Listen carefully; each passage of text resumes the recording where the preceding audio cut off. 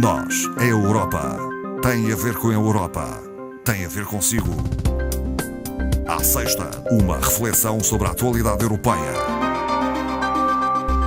Conversamos esta tarde com Marco Teles, do Centro de Informação Europe Direct de Madeira. Boa tarde. Boa tarde, Marta. Uma nota inicial, Marco Teles quer fazer duas referências, uma pela positiva, outra pela negativa. Sim, exatamente nós habitualmente neste programa é um espaço 100% dedicado aos assuntos europeus, mas efetivamente esta semana não foi fácil nós andarmos a pensar no assunto. Claramente aqui duas questões que tomaram conta um bocadinho da agenda, pela positiva como a Marta referiu ou não, depende aqui do ponto de vista, a participação, portanto, da seleção na chamada Taça das Confederações. Eu creio que estou a dizer bem, porque não é de facto a área que eu domino o futebol. Muito bem, aliás. E ao que me parece, Portugal de forma positiva até agora. Portanto, um empate e uma vitória, creio eu.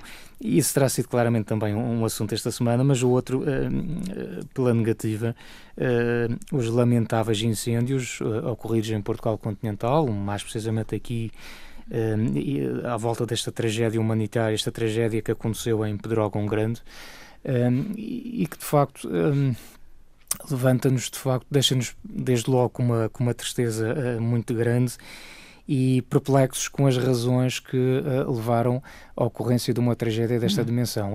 Bastava que fosse uma morte, naturalmente seria de lamentar e nos deixaria a todos muito preocupados, mas um incidente desta natureza com 64 mortes é do pior que há registro no nosso país, até a nível internacional, desta natureza. E acho que todos nós ficamos a pensar, a pergunta que se coloca de facto é como é que isto foi possível, como é que foi possível chegar a este ponto, e porque é que anualmente nós andamos sempre a discutir estas coisas, não com esta dimensão, ainda bem que não, do ponto de vista das mortes, mas efetivamente anualmente estas discussões repetem-se, e eu, sem querer fugir desta situação, mas fazendo um bocado a retrospectiva, nós começamos a ver durante o ano o ciclo das notícias, e agora são os incêndios. Algures no mês de agosto há de haver alguém que morre numa praia fluvial que não está vigiada, e voltamos à discussão da questão das praias fluviais e outras. Este ano já morreram... E que este ano já houve situações desse género. Vamos voltar em setembro com certeza a falar do problema dos docentes da colocação, porque arranca o ano letivo. E, de facto, eu acho que às vezes a sensação que ficamos é que andamos numa espécie de roda livre, quer dizer, não se vê objetivamente algumas coisas, de facto, a melhorar de forma concreta. E também não me parece que aqui perdoem a expressão, mas o rolar cabeças seja propriamente a solução para tudo, porque o que nós queremos é ter a certeza que no próximo ano alguma coisa mudou e que estamos num bom caminho, e que também não se faça apologia um bocadinho da dita tempestade perfeita. Sim. Nós não podemos ignorar. Mas a verdade é que é sempre evocada, e não podemos ignorar que o clima está a mudar. Não podemos. E as situações extremas vão cada vez acontecer exatamente, mais. Isso é um aspecto, obviamente, não pode ser ignorado. Temos consciência que as temperaturas que fizeram sentir ainda se fazem sentir, mas nesta semana em particular foram, aliás, hoje discutia-se esses números, creio que 5 graus, quase 5 graus acima da média prevista para esta altura do ano, uma taxa de umidade extremamente baixa, ventos fortes, imenso combustível, e aí sim podemos fazer alguma coisa, portanto, espécies altamente inflamáveis. As condições terão sido idênticas às restadas o ano passado aqui na Madeira, que levaram àqueles incêndios? São situações um pouco diferentes, não é? Claro que obviamente aqui na região nós temos a situação da orografia, temos uma série de condicionantes um pouco diferentes, mas o que se pode falar aqui um bocadinho da analogia é depois, devido à dimensão da catástrofe, os problemas que naturalmente surgem em matéria de comunicação, de coordenação. Aliás, isto tem sido a discussão esta semana, tem sido muito à conta das dificuldades que aparentemente terão surgido em matéria de coordenação e de comunicação entre as forças. Pronto, aqui pela positiva, se me permite utilizar esta expressão, dizer que desde logo, ainda no dia 18, o comissário responsável, portanto, para esta matéria da ajuda humanitária e proteção civil, e também numa resposta imediata ao pedido de assistência que foi desencadeado pelas autoridades portuguesas, portanto, desencadeou o início do tal mecanismo de proteção civil da União Europeia. Ao abrigo deste mecanismo de proteção civil foram logo de imediato disponibilizadas pelas entidades francesas 3 aeronaves.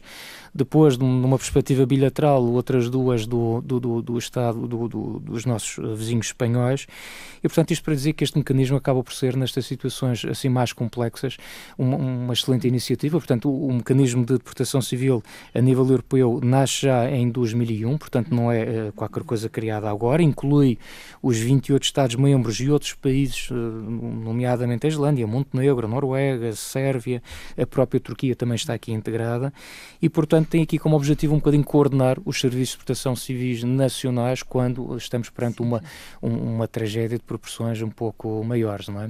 Portanto, e a Europa deverá, com certeza, depois ajudar. No que toca aos apoios, sim, a Comissão já veio dizer, resta saber em que moldes. Fala-se também da eventual ativação do Fundo de Solidariedade, que foi o que aconteceu o ano passado aqui na região, mas as situações são diferentes. Como se recorda, Marta, que nós falamos nisso no ano passado, a ativação do fundo requer que a tragédia atinja uma determinada dimensão em termos de prejuízos financeiros, não é? Uma determinada percentagem do PIB. E o que aconteceu aqui na região é que também decorrente, a tragédia obviamente foi grande, mas também decorrente da nossa situação, da nossa condição de região ultraperiférica, nós tínhamos aí uma benesse, digamos assim, no que toca a esse valor e, portanto, foi efetivamente possível ativar esse fundo de solidariedade. Não sei agora neste caso, poderá não ser o caso, não sei, para já ele efetivamente não foi ativado. Falemos ainda de refugiados. No dia 20 celebrou-se o Dia Mundial do Refugiado. É uma situação que continua a preocupar a União Europeia. Sem dúvida, a expressão refugiado é algo que está agora sempre presente no nosso dia-a-dia. De facto, já andamos com estas situações há algum tempo. E neste dia 20, nesta passada terça-feira, foi também um dia especial para relembrar, fazer o ponto da situação. E não é só um problema à escala europeia, de facto. A nível mundial existem qualquer coisa como 65 milhões de pessoas que se encontram deslocadas devido a conflitos, violências, desastres naturais.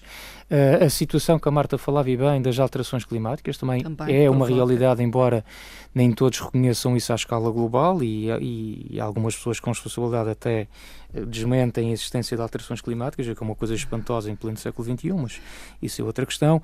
Mas destes 65 milhões de deslocados, há aqui uns números interessantes, que é, portanto, 40 milhões correspondem a deslocados internos, 22 milhões são efetivamente na categoria que nós designamos como refugiados e cerca de 3 milhões como os requerentes de asilo, não é?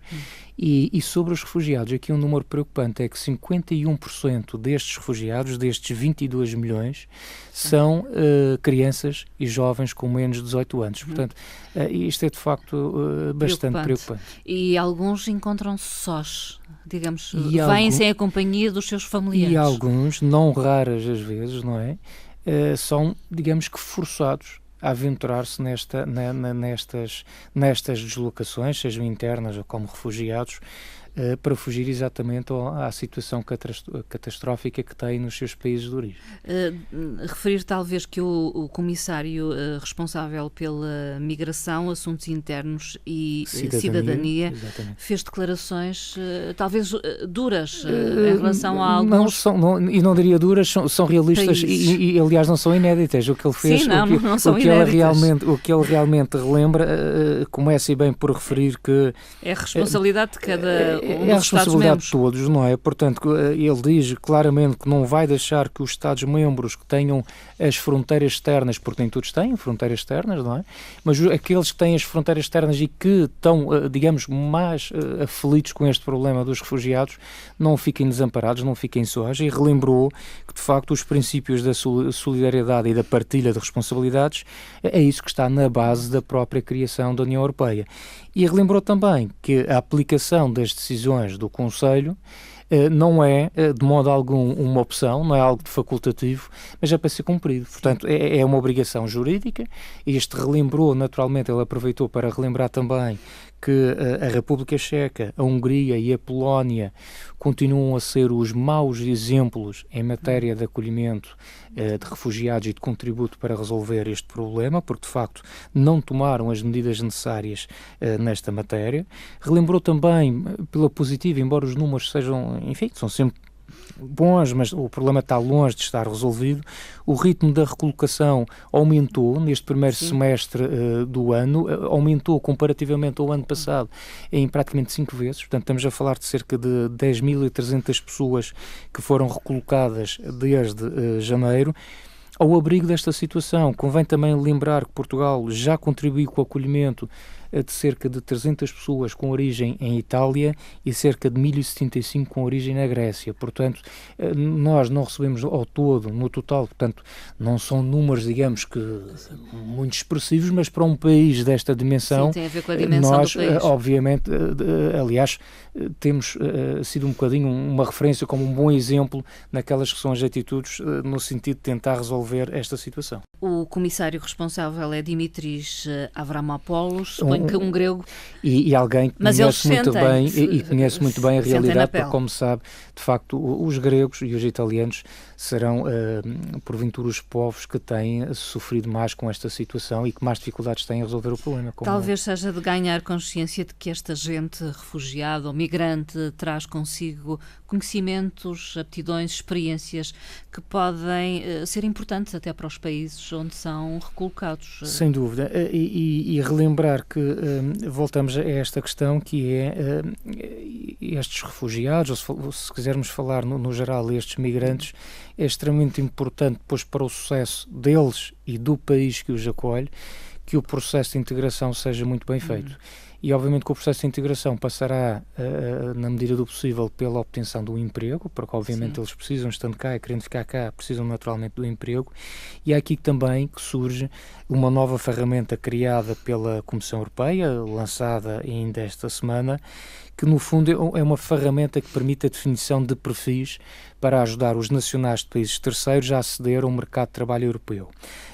Portanto, esta ferramenta será sobretudo utilizada pelos centros de acolhimento, pelos serviços de integração, serviços públicos de emprego, outras organizações que no fundo prestam serviços a nacionais de países terceiros e, portanto, a ideia, como referia também a comissária responsável para o emprego e os assuntos sociais, a ideia aqui é ajudar estes migrantes a ter uma plataforma online onde vão fazer a descrição das suas competências e também, para essa via, vão acabar por ajudar igualmente as administrações nacionais a compreender as competências e as qualificações destes cidadãos que nos chegam aqui à Europa e que irá, no fundo, permitir dar uma resposta mais célere aos desafios que se coloca à integração destes migrantes no mercado de trabalho.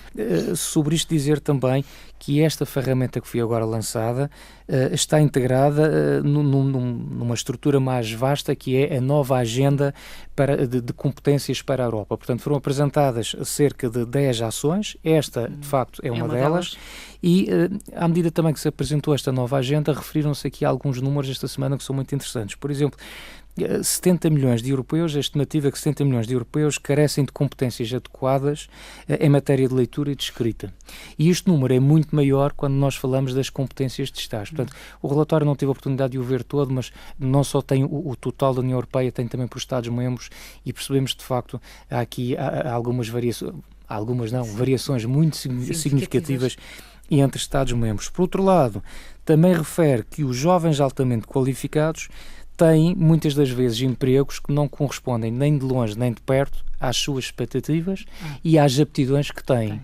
Isto é curioso porque depois, do outro lado, do lado dos empregadores, 40% dos empregadores europeus afirmam ter dificuldade em encontrar as pessoas com as competências necessárias, no fundo, ao desenvolvimento das tarefas que eles pretendem. Portanto, algo está aqui a funcionar mal. Há algo mal. Aqui que não está bem e isto leva-nos a pensar que realmente esta questão da definição, mesmo em termos de ensino, em termos de formação, será efetivamente necessário não só aumentar o nível das competências, mas promover as chamadas competências transversais e haver aqui um maior diálogo, por exemplo, nomeadamente com a situação do setor industrial, que é para fazer uma adaptação ou fazer uma melhor coincidência entre aquele que é o perfil do estudante à saída de uma escolaridade obrigatória ou de uma formação para aquilo que depois o mercado de trabalho exige. Porque senão, lá está, nós não vamos estar a ensinar as pessoas a utilizar uma máquina de escrever quando o mercado de trabalho exige a utilização de um computador, quer dizer, nós temos que estar preparados e hoje em dia, efetivamente, com a velocidade em que as mudanças ocorrem, nomeadamente na área das tecnologias, este desafio é de facto muito grande. Marco Teles, está a decorrer neste momento o Conselho Europeu. É verdade, o Conselho Europeu termina hoje, iniciou-se ontem e, portanto, à margem deste Conselho apenas 3 notas muito rápidas. A primeira para dizer que os líderes da União Europeia decidiram esta quinta-feira, portanto ontem, prolongar por mais 6 meses as sanções económicas que haviam sido colocadas à Rússia no âmbito do problema da crise separatista que se registrou no leste da Ucrânia, portanto isto já em 2014. Dizer também que em relação à primeira-ministra Theresa May, houve aqui já um sinal de abertura em relação àquela que tem sido uma preocupação-chave, quer por parte da Comissão Europeia, quer dos europeus em geral, que é o que é que vai acontecer aos 3 milhões de europeus que estão a viver no Reino Unido. A senhora já veio dizer, a senhora primeira-ministra já veio afirmar que provavelmente quem lá está há pelo menos 5 anos, esses ficarão bem, com direito pleno de cidadania, tal como os nacionais do Estado, portanto, da Grã-Bretanha. Levanta-se a dúvida para os restantes, não é aqueles que estão com menos de 5 anos. Obviamente que ela também acrescentou que vai exigir, digamos, que o mesmo seja concedido aos cidadãos britânicos que se encontram nos restantes países. E, por último, um terceiro ponto, também aqui à margem deste Conselho Europeu, que tem a ver com o Presidente do Conselho, precisamente Donald Tusk, que na abertura deste Conselho referia que amigos seus britânicos perguntavam-lhe se o processo do Brexit seria reversível, ao qual ele respondeu, no fundo com base na letra da conhecida canção Imagine, do John Lennon, dizendo que a União Europeia foi construída com base nos sonhos, ele próprio é um sonhador, mas que não é o único e, portanto, deixou em aberto esta situação. Terminamos assim esta nossa conversa, Marco Teles. Até uma próxima. Até uma próxima, então, bom fim de semana.